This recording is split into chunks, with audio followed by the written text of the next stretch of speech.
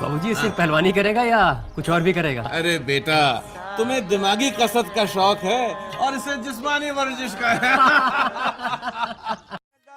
भैया राम, आपको मेरे साथ वापस जाना ही होगा।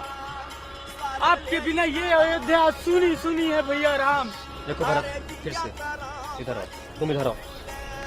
देखो मैं तुम्हें करके दिखाता हूँ। अरे हमारी तो भगवान जी से विनती है कि हे भगवान सबको श्रीकंठ जैसा बेटा दो। सो क्यों बुआ?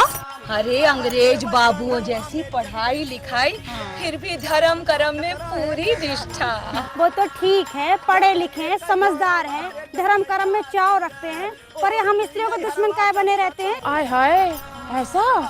आप सब तो जानते हो हमारे घर में आए दिन कलह होती ही रहती है। और चुन्नू के बाबा तो चूल्हा चौका अलग करने पर राजी हो गए थे, बस श्रीकंठ लल्ला ने आके ऐसा पाठ पढ़ाया, ऐसा भाषण पिलाया, सारे घर की रोटी सेको। अरे बहन, पूरा कुटुंब मिलजुल कर साथ में रहे, इसके बड़े पक्षपाती हैं ये। अरे हमने अपनी आंखों से देखा, हमारे पड़ोस में रहता है तिलक चंद। अरे जमीन जायदाद को लेकर भाई भाई में बंटवारा हो गया। अरे मामला कोर्ट कचहरी तक पहुंच गया।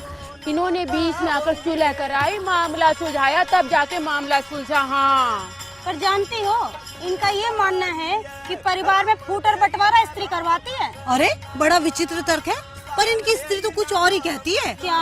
एक दिन की बात है, मैं हवेली गई थी किसी काम से।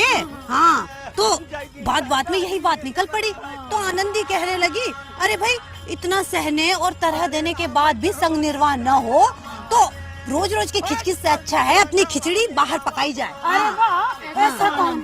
हाँ, अरे एक दिन तो आनंदी मुझसे भी कहने लगी कि ताली एक हाथ से नहीं बजती। वो तो सही है। घर टूटने का दोष सिर्फ स्त्रियों पर मरना उनकी भारी नाइंसाफी है। हाँ। अरे मैं तो कहती हूँ कि बड़े भाग्यवान है श्रीकंठ लल्ला कि आनंदी जैसी रूपवान और गुणवान बहू मिली, दुल्हन मिली। हाँ, ठीक है भैया राम,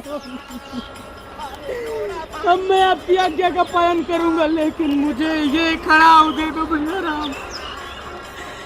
मैं आपकी निशानी लेकर ये अयोध्या जाऊंगा और इसे राज सिंहासन पर रखकर मैं सारे कर्तव्य का निर्वहन करूंगा।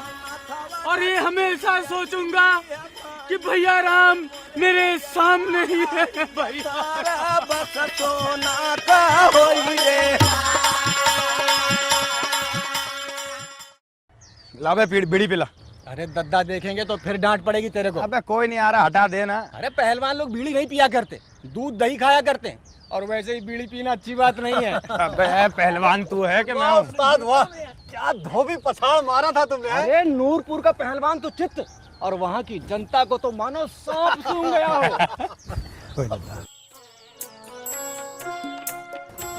दद्दा पाए लगी। क्यों भाई, सब कुशल मंगल? हाँ दद्दा, सब कुशल मंगल। और बापू कैसे हैं? दद्दा सब दया है आपके पास। और तुमने कुछ काम धंधा शुरू किया नहीं किया? वो दद्दा जल्दी ही शुरू करूंगा। देखो तुम घर के बड़े लड़के हो, समझदार हो, जल्दी काम शुरू करो। जी दद्दा, जल्दी शुरू करूंगा। और क्यों, घर नहीं आना आज? आप चलिए दद्दा। हाँ मैं तो चलता हूँ। प्रणाम दद्दा। प्रणाम।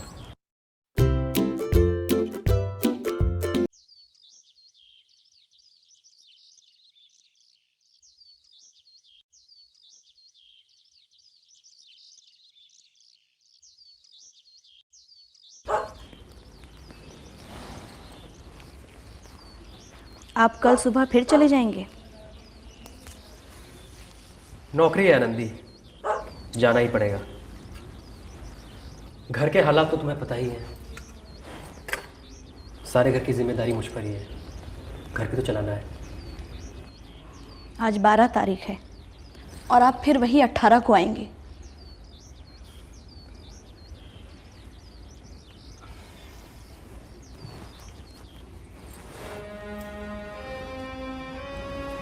एक काम करो,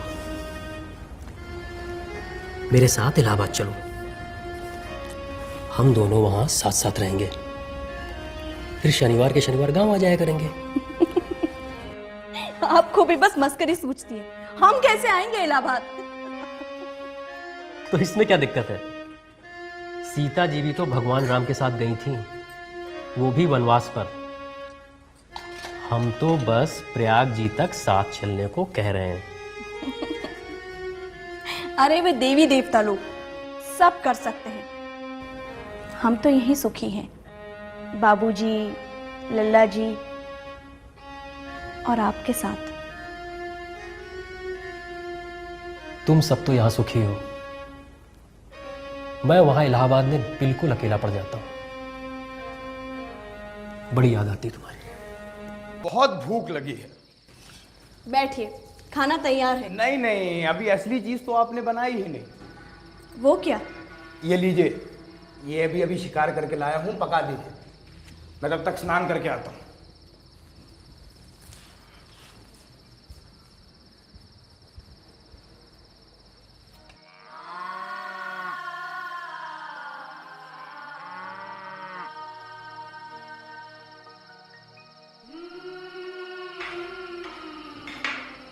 आइए लल्ला जी।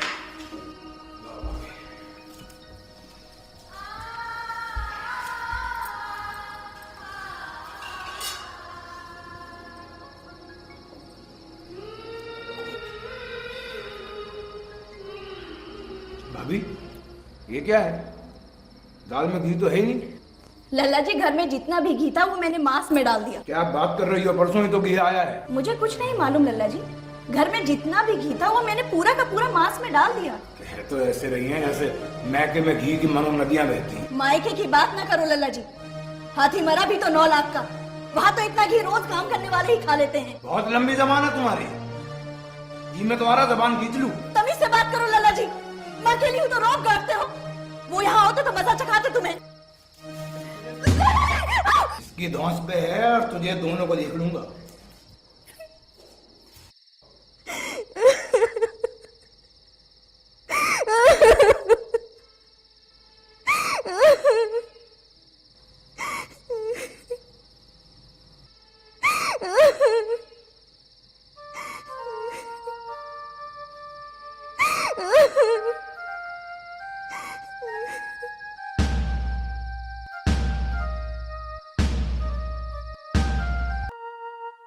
बहू ने 2 वक्त से रसोई नहीं पकाई है।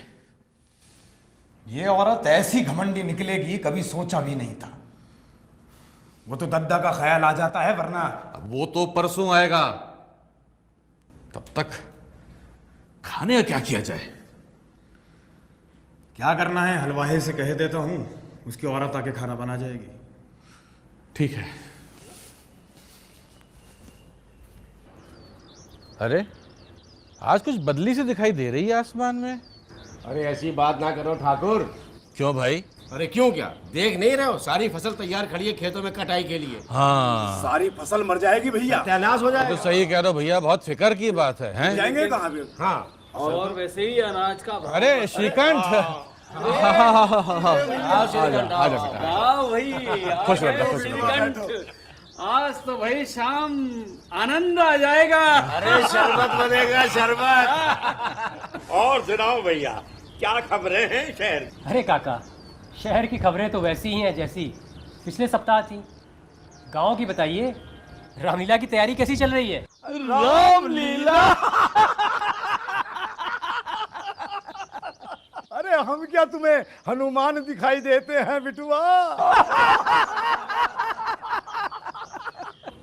अरे बेटा, हम बूढ़ों को नाटक नौटंकी की बातें क्या मालूम, ये सब तुम जवानों को सुहाता है। सही मुंशी जी, आगे बढ़ाइए, तो दबा के ही बैठ गए इसको। ये सच है कि अंग्रेजों के पास दिमाग बहुत है, इसीलिए इतने सालों से वो हिंदुस्तान पर हुकूमत कर रहे हैं। शहर बिहारी जी, हम हिंदुस्तानी अपनी आपसी फूट के मारे हुए हैं। जो हम एक हो जाए ना, तो दुनिया की कोई भी ताकत हमारे सामने ना टिके। सत्य वचन पंडित जी, सत्य वचन। राम राम राम राम भैया। आओ बेटा लाल बिहारी, आओ। लाल बिहारी बेटा, कैसे हो? सब मौज हो रही है ना? चलो खुश रहो बेटा। चलो भाई चलो। हाँ, देर हो रही है। अच्छा ठाकुर जी। अच्छा ठाकुर साहब, नमस्कार। राम आप राम क्या राम। हो? Hyaluron Moisture with a shot of hyaluronic acid.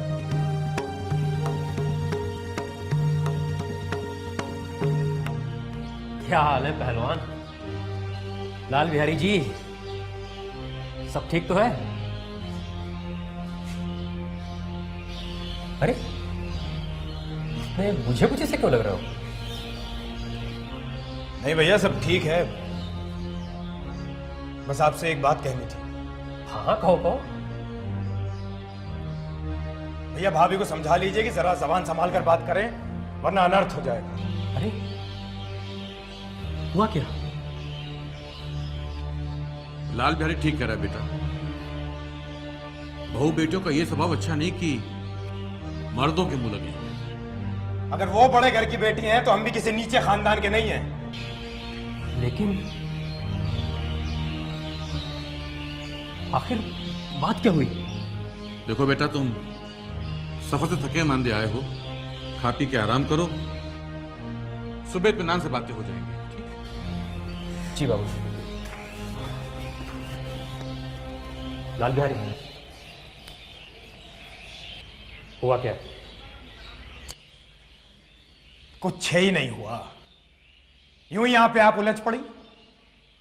मैके के सामने हमें तो कुछ समझती नहीं है ना। ऐसा व्यवहार करती है जैसे कहीं की महारानी हो। समझाइएगा उन्हें।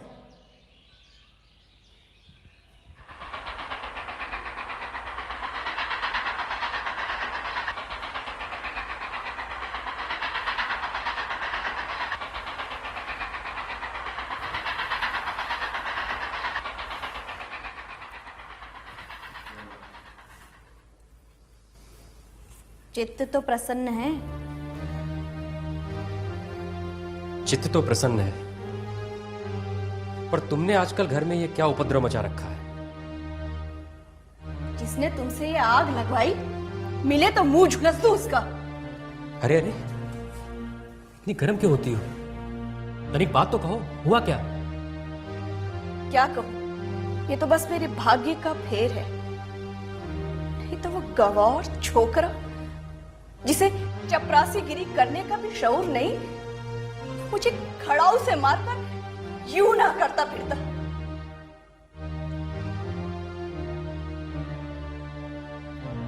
खड़ाऊ से मारकर?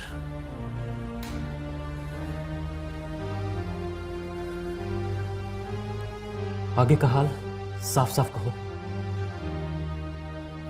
क्या बताऊं, परसों लल्ला जी आए थे, बोले कि भाभी मेरे लिए मांस पका दो। घर में कुल पाव भर से ज्यादा घी नहीं था। मैंने सारा का सारा मांस में दे डाला। खाना खाने बैठे तो बोले कि दाल में घी क्यों नहीं है। बस मेरे मायके को कोसने लगे। मुझसे भी नहीं रहा गया। मैंने कहा कि इतना घी तो हमारे वहां काम करने वाले ही खा लेते हैं। बस इतनी सी बात में उस अन्यायी ने खड़ाऊ मेरे सर पे दे मारी। मैं हाथ से न रोकती तो मेरा तो सर फूट जाता। ये देखिए,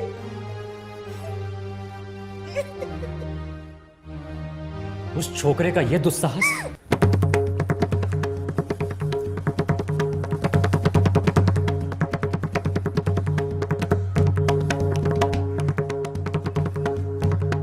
बाबूजी, अब इस घर में मेरा निभाना होगा।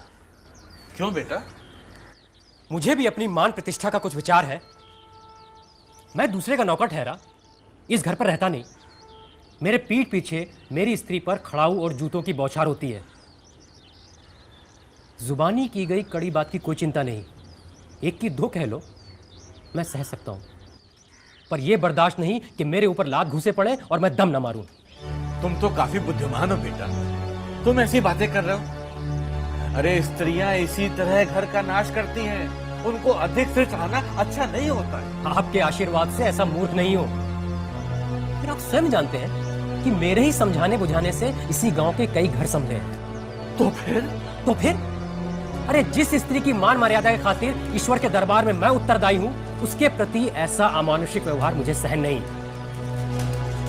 सच मानिए, मेरे लिए यही कुछ कम नहीं कि लाल बिहारी को कोई दंड नहीं दे रहा। अरे लाल बिहारी भाई है तुम्हारा, कोई गलती करे तो कान पकड़ो उसके, लेकिन लाल बिहारी को मैं अब अपना भाई नहीं समझता। एक स्त्री की वजह से? जी नहीं, उसकी क्रूरता और अविवेक की वजह से। क्या? है बेचारा ठाकुर बेनी माधव सिंह। क्यों, क्या हुआ? आज ठाकुर साहब दालान में मिलने भी नहीं आए? अरे मिलने किस मुंह से आते? तुम लोगों को कुछ पता नहीं हुआ क्या घर में? क्या? उनका बेटा है ना श्रीकंठ, आज सवेरे सवेरे घर में उसने हंगामा कर दिया। पर हुआ क्या? भैया मेरी बीवी जो है वो बता रही थी कि श्रीकंठ की जो घरवाली है ना, क्या नाम है उसका? आनंदी। आनंदी ने घर के अंदर बगावत करा दी आज।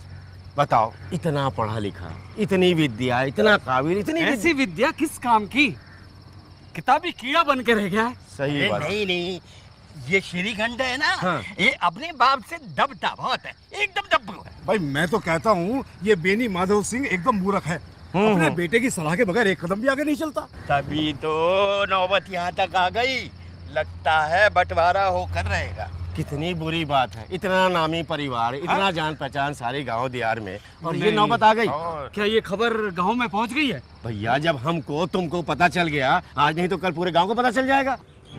नहीं बाबूजी, इस विषय में एक बात नहीं सुनूंगा मैं। लाल बिहारी के साथ अब इस घर में एक पल नहीं रह सकता मैं। बेटा, बुद्धिमान लोग मूर्खों की बात पर ध्यान नहीं देते। अरे वो नासमझ लड़का है, उससे जो कुछ भूल हुई तुम बड़े बनकर क्षमा कर दो, लेकिन इस घर को मत तोड़ो, वरना दुनिया क्या कहेगी? दुनिया जो चाहे कहे, लेकिन लाल बिहारी की इस दुष्टता को मैं कदापि क्षमा नहीं कर सकता। या तो वो इस घर में रहेगा या मैं। तय आपको करना है।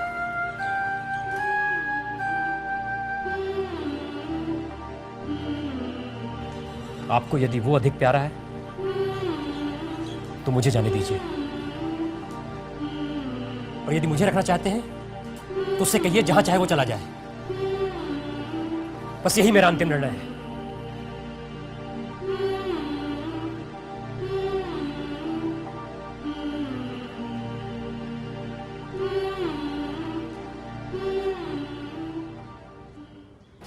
लोगों ने कहा बॉक्सिंग लड़कियों की बस की बात है।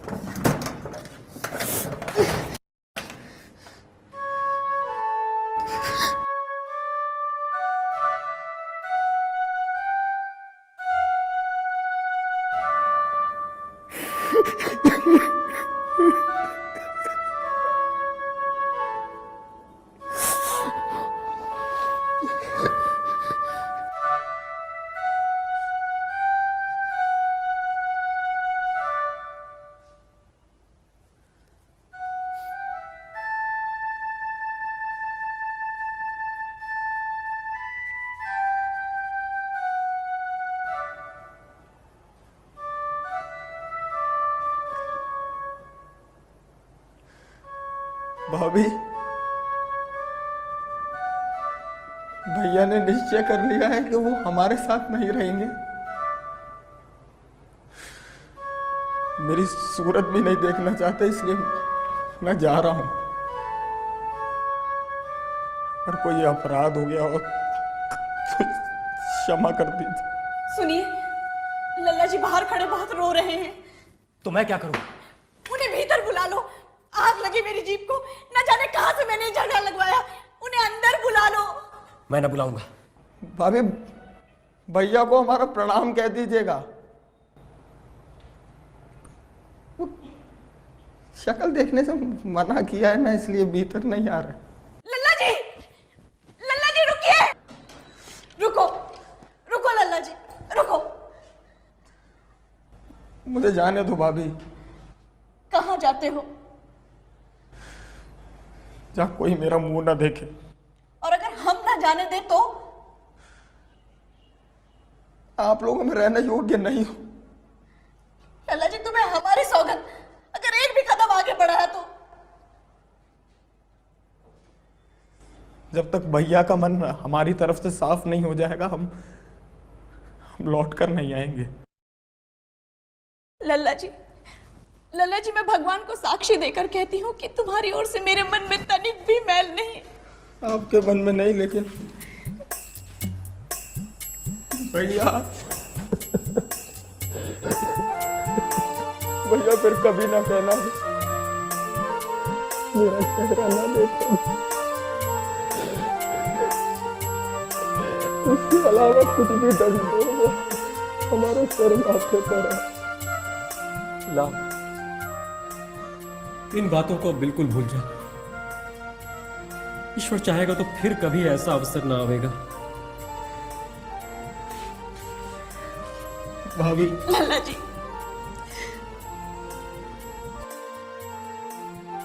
ऐसी ही होती हैं बड़े घर की बेटियां,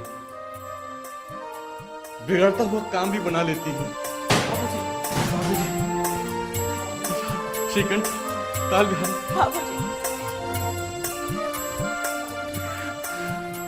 नहीं बेटा, जीती रहो, खुश रहो। लाल बिहारी, कुछ समझ में आया बेटा?